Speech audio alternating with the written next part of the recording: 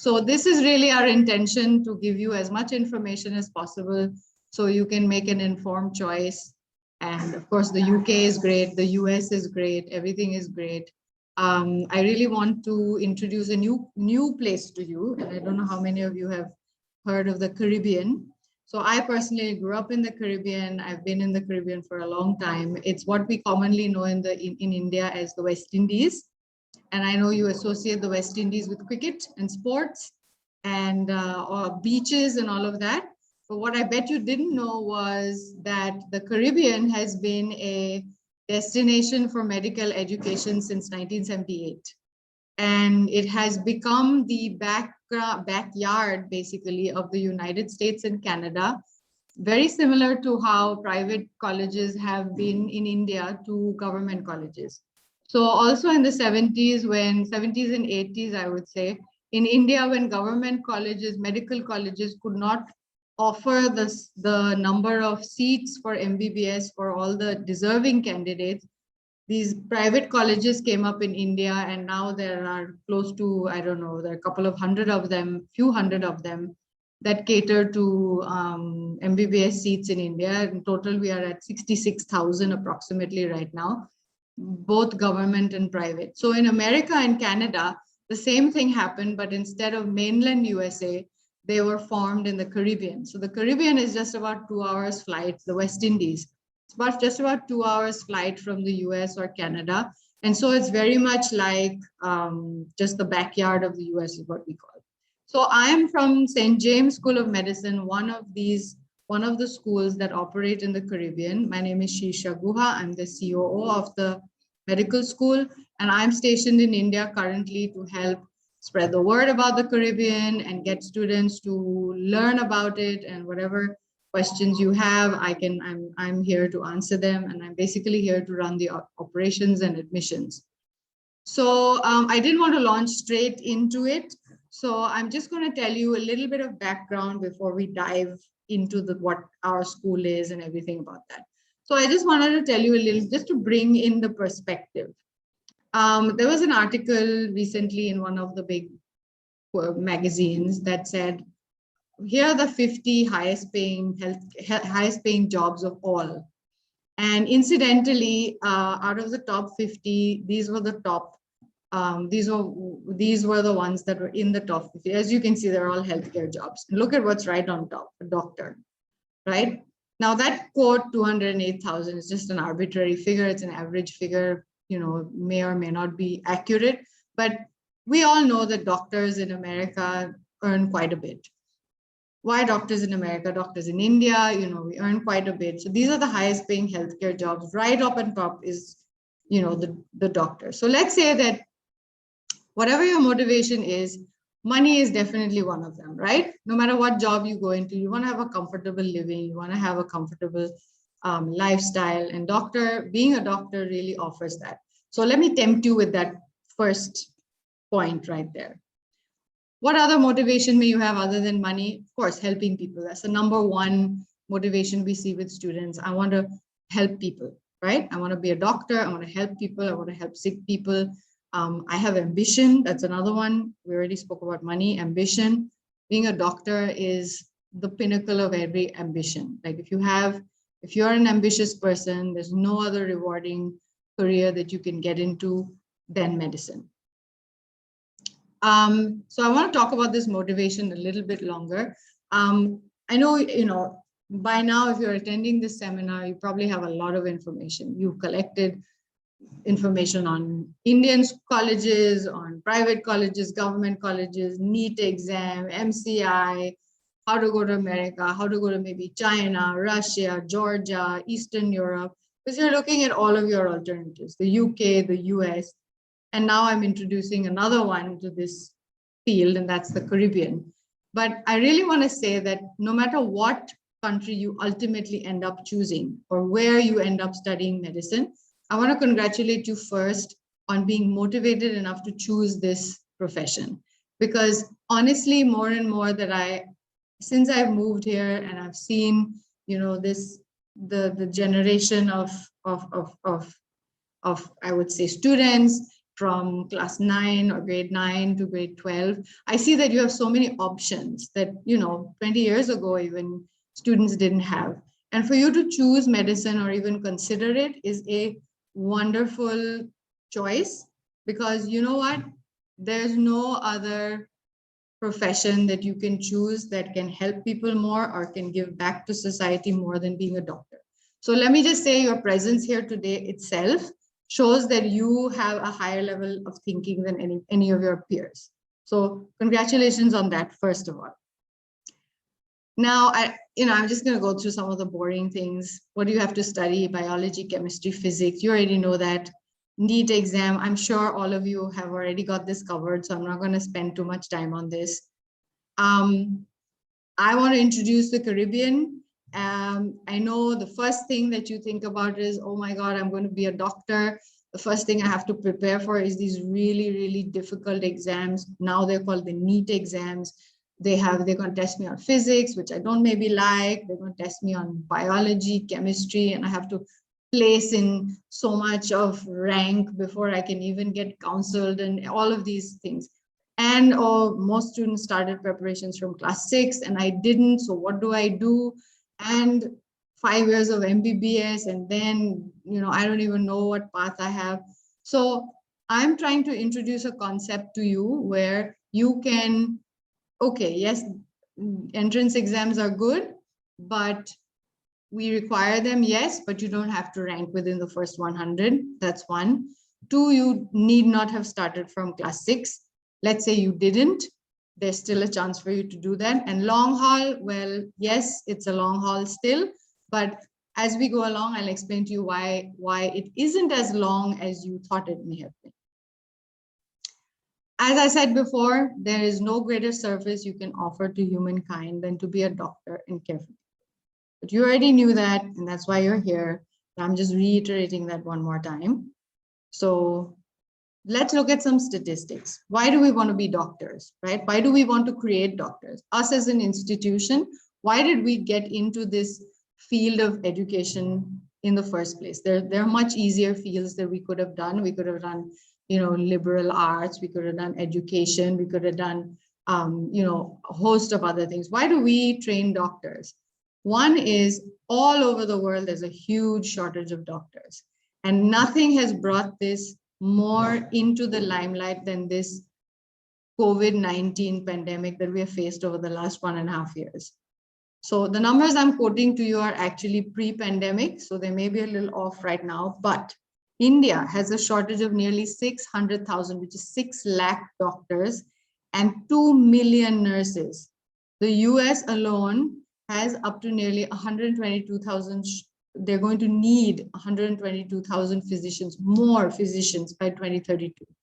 And in UK, the current GP crisis means that one doctor cares for 11,000 patients. These are the kind of shortages these are the major countries. I'm not even getting into the developing nations that we see around. That's even worse.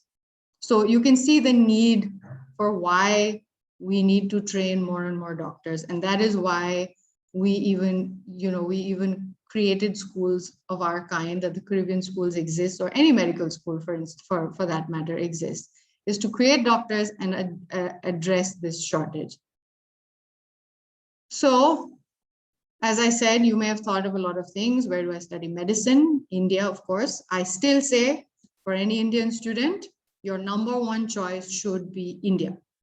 Prepare for the NEET exam, prepare for a government college. If you don't get into a government college, aim for a private college.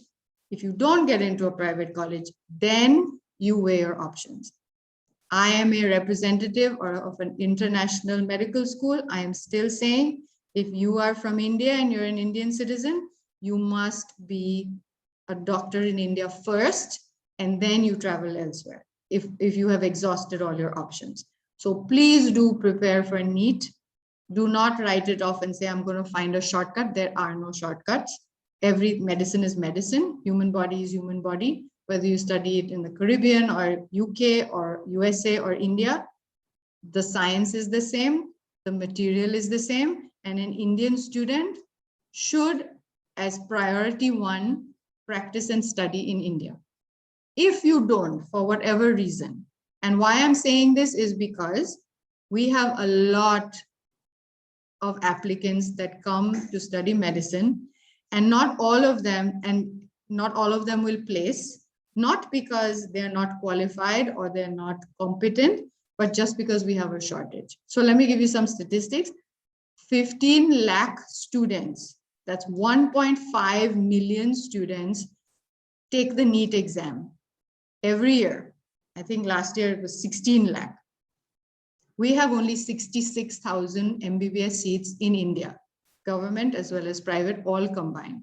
So you see the shortfall, 66,000 versus 15 lakh, which means 14.4 lakh students take the exam and don't get to study medicine.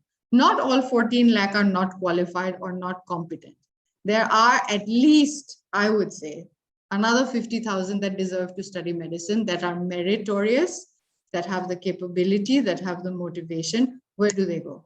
They either try again or they go to one of these countries, Russia or Soviet countries, Georgia, and all of these other, Uzbekistan, Tajikistan. There's a lot of universities there as well, Eastern Europe, and there's China as well. So I'm here to introduce a new concept to you, which is the Caribbean.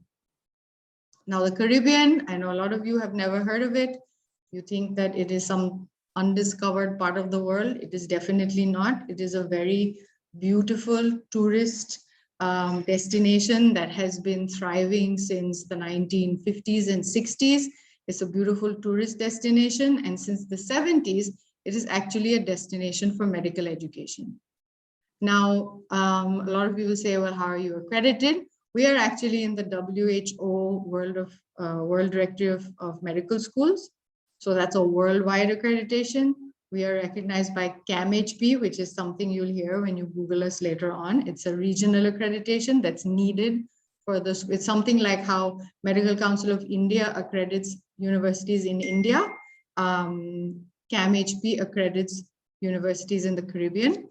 ACCM is another one that is Europe-based. It's based in Ireland, and they accredit us so that the United States Department of Education recognizes us as well by proxy. So these are the accreditations. You don't have to take all these notes. All of it is on the website. I will give you the website. You can Google everything later on. We have actually come to India and partnered with various institutes in India. And those are that we have Parul University in Baroda, we have GD Goenka in Gurgaon, and we also have Jain University in Bangalore, all names that everybody knows. And our MBBS program is the same as anything that you would study in India, in the UK, in Eastern Europe, or anywhere else. We have year one that you study in one of our partner universities in India. We call it the foundation course. So we did that mainly because we wanted an easy transition for Indian students so that you, especially in these pandemic times, you're not required to immediately fly out to a new country, new immigration point, new culture, new everything. Here you're in India, you're here for a year, you do your foundation course in one of our partner universities, and then you move on to in year 2 and 3 to our Caribbean campuses to do the basic sciences, which is the classroom didactic courses. And then for year 4 and 5, you actually go to the US in our affiliated teaching hospitals. We have about 15 teaching hospitals across the country. And that is where you do your year 4 and 5, which means the final 2 years of the degree, you are studying in the US medical system. And what that does for you is that it gives you an inside track into the US healthcare system. So when you are applying for the next phase, which is the graduate medical education, which we call residency, you become an advantageous student, which means you have the advantage of already having been in the system for the last 2 years. So you actually have an edge over every other student that's coming internationally. And that is one of the things that we tell our Indian students that you will get when you are studying with us. After you finish our 5-year MBBS, you are qualified to practice in India because we are MCI approved, in the US, because we are approved by ECFMG and USMLE. In fact, while you are in our program, you are taking all of the boards, the step 1 and the step 2 exams. So we are also qualified, you're also qualified to practice in the UK because we're recognized by the GMC. And actually, because of the WHO directive, we are qualified, you are qualified as a student to go and apply for a medical registration in any country, provided they recognize WHO. So there's a whole world of opportunity out there that opens up to you. Cost, I'm just giving you ballpark. This is 80 lakhs over 5 years. These are annual payments. No need to pay this all up front. In terms, this is all tuition, 80 lakhs. 30 lakhs, you can calculate an average amount in over 5 years again, not per month or per year. Is 30 lakhs over 5 months that you can calculate as your personal expenses. So I would say it is a total of 80 plus 30 that you can kind of estimate over your next 5 years as an MBBS commitment. Because I know a lot of students, parents, first question is going to be, what's the cost? So I'm giving it to you right up there. The 30 lakhs is variable because obviously, you know, personal expenses are a very personal choice. So, you know, it can be a little bit less, it can be a little bit more. This is your ballpark figure. Few pictures of the Caribbean. Now, who wouldn't like to go there, right? Nothing in India compares to this, right? Okay. So what are the advantages of Caribbean medical schools? One is there's no need to learn a foreign language. So we're not competing with the medical school in Russia or Georgia or China because frankly, they have a completely different system. They also spend the first 2 years teaching you the language. Why? Because in your final 2 years, when you're in the clinical part, where we send you to the US to work in hospitals, in those schools, you are working in their system where honestly, the patients and the faculty and the professors they're speaking a foreign language. They're speaking their local language. So you as an outsider, you are limited because you have a limited command over that language. Medicine is hard as it is. I can't imagine, I've never been to that program, but I can't imagine how much harder it would be in a foreign language. In the Caribbean, there's no such thing. The island is English speaking, the curriculum is English speaking, you're moving to the clinicals to the US, which of course we all know is English speaking. It is 5 years after class 12, so it is the same length as any other school in India or anywhere else. It costs half of what you would pay at an Indian private medical college. We are recognized by the Medical Council of India. You have as I said before, you have the option of practicing medicine in India, US, UK, and practically any other country in the world. Just a little bit of sort of geography here. This is the US, this is Florida right here, and this is the Caribbean. And we are located right here. This is Anguilla. We have 2 schools. One is Anguilla down here, and the other island is right here, St. Vincent. This is like, and it looks like it's a long distance. It's actually just 30 minutes from here to here. So very small. This is Florida, and right up here you have mainland USA, which is Florida, Georgia, Texas, all over here, New York on this side, and so on. So this is what the Caribbean is. This is South America. So just to give you a little bit of idea, you can Google all of this. I will give you our website. You can go to any of our social media channels, our website, you'll get all the information. Now, again, just to recap, why be a doctor? We talked about how it's a rewarding career. You are entering a career where you become an elite professional for the rest of your life. There's no comparison to being a doctor, surgeon, anything in medicine. You have entered a different league altogether. Money, I'm not going to put too much importance on it, but yes, it is a factor. A lot of us, especially in India, we look at the doctor in the family as the person who's going to take care of everybody else, and why not? Of course, you help people.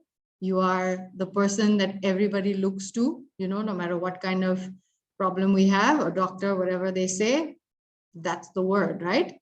Doctors can do anything anywhere in the world. If you want to practice medicine, you can. If you want to open a business, you can. If you want to do a startup in biotech, you can.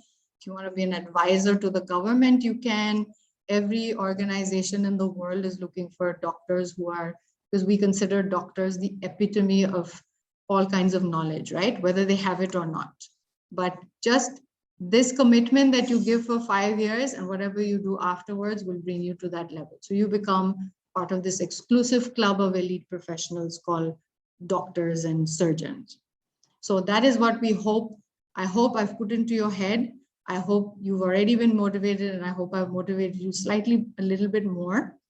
And this is my email. This is our website, sjsm.org. And the name of our school is St. James School of Medicine. To give you a little background, there's about 12 other schools that function very similarly to us, and they're all accredited and in the Caribbean. We're all very close to each other. The curriculum is very similar. Price points differ. And I know in India, price points are a big limitation, you can say, or it is a big decision maker. So I urge you to look at us, look at our website, look at our social media channels, look at our testimonials. We have started the program for Indian students for the first time. And so far, all of our students have been drawn from the US and Canada. We have 1,500 students currently enrolled. We've been around since 1999. So we have a huge number of graduates who are practicing doctors, physicians, surgeons in the US, Canada, UK right now. Take a look at our website. There's nothing much I can tell you here. Social media will tell you everything. The internet will tell you practically everything.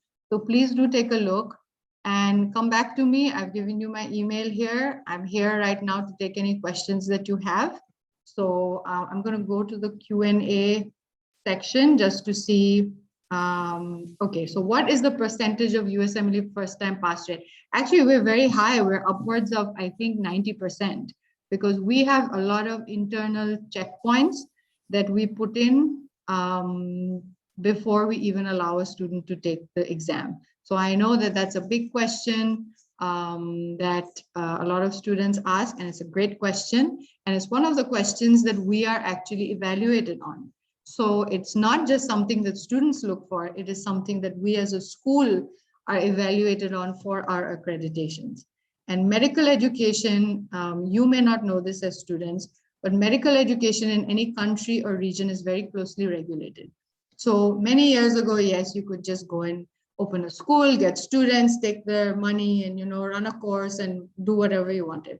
Not so anymore, because we take students from the US and Canada and we give them back to the US and Canada. So US and Canada are the ones that actually regulate us. And by virtue of that is why Medical Council of India has given us this approval, because we are already in that system, and that is why Medical Council of India approved our program. So that's a great question. Thanks for asking it. I hope I addressed it.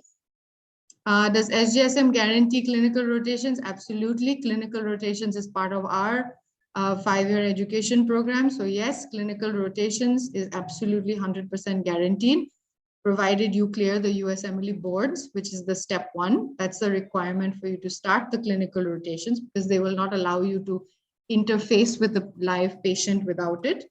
And all of our programs are geared towards these board exams. Residency is something independent of the school. It is not something that we control.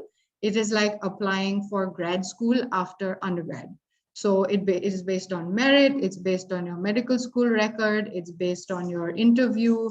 It's based on how many programs you applied to. If you applied to 5, well, you have a certain probability. If you apply to 50, 10 times more. Of course, we have all kinds of facilities inside our program. We have counseling, we have examination, we have guidance counselors, we have all of our faculty, all of our deans, everybody is there to help you in this process. There's a lot of things that the school needs to do for the student in order for the student to be placed in a residency. But in the end, to tell you the truth, it depends on the student. So we don't guarantee the residency, but our residency replacement rate is in the high 70s, which is much higher than the average of any other school in the region. So you can take a look at that as well on our website and on the internet. So that's another great question. Thanks for asking. Is it difficult to get into super competitive specialties like OBGYN from SGSM? Again, we have a lot of residents in surgery. We have a lot of residents in OBGYN. Plastic surgery, I don't think we have anyone because it's a super specialty. So we kind of lose track after a while once they leave us, and surgery 7 years. So I don't know if, just off the top of my head, if we have any plastic surgeon graduates. We have a lot of surgery graduates though. And again, surgery is very, very competitive as a residency. So it depends on you, your record. You have to have really great board scores, which is step 1, step 2. You have to have really good medical scores, medical school scores while you're in school. Your scores have to be really great because they don't just take anybody in surgery. But if you have a good track record, then there is no reason why you shouldn't match into surgery or OBGYN. Why should we prefer India? As I said, Indian students stay in India, number 1 choice, because any country has, I wouldn't say reservations, but it's very closely regulated. US likes US grads. India likes Indian grads. Nigeria likes Nigerian grads. UK likes UK grads. It's just the way it is because the system is built around that particular country. Now, in case, like in India, it's the same in the US. The US, there are about 130 medical schools. And again, they have a limitation on seats, just like India does. So does the UK. I don't have the stats on the UK, but it's the same thing. A lot more applicants, very few seats. Where does the surplus go? Do they not study medicine? Well, some of them choose not to, but there are some who say, I'm going to study medicine no matter what. So they go elsewhere. And that's what the Caribbean system was built around. So that's how the whole thing is built. Now in India, we have a much bigger ratio, 66,000 seats versus 15 lakh students. That's a huge shortfall. So yes, if you look at it, the stats say about 5,000 students actually travel abroad. They go to China, Russia, and so on. So why not go to the Caribbean? It's a short-term commitment, and you get to come back to India, and you get to study and practice medicine here. How much money does a doctor make in India? That's a good question. Again, in India, the beauty is the sky is the limit. You can do as much as you want. You can do as little as you want. Again, doctors can do anything. You can practice medicine in private practice. You can be a hospitalist, which means you join a corporate hospital and you work there under a system. You can go into research. You can open your own company. You can do anything. You can venture out into other careers. You can practice medical law. You can practice medical journalism. People will take you as speakers anywhere. Start your own blog, start your own Instagram page. There's so many things out there you can do. Basic qualification is you need to be a doctor. So I would say, I can't give you a quote on the salaries, but I can tell you is much higher than the average, national average. Let's just put it that way. Thank you so much, Shirsha ma'am. Yes, sure. Yes, so you have answered all the questions that have come up. Yeah. And if students have any more doubts, you can reach out to Shirsha ma'am via her mail ID that she has provided. I have put it up in the chat box also. So thank you for being upfront about the course structure, about the programs, and also about talking how good it is to take up medical studies in India. Thanks a lot for joining us, ma'am. And we surely students will reach out to you with more doubts and queries. Thanks a lot. No problem at all. Thanks a lot. Thanks a lot. Thanks a lot for having me. Yes. Have a great day, ma'am. Okay. You too. Thanks a lot. Bye-bye. Yeah. Bye.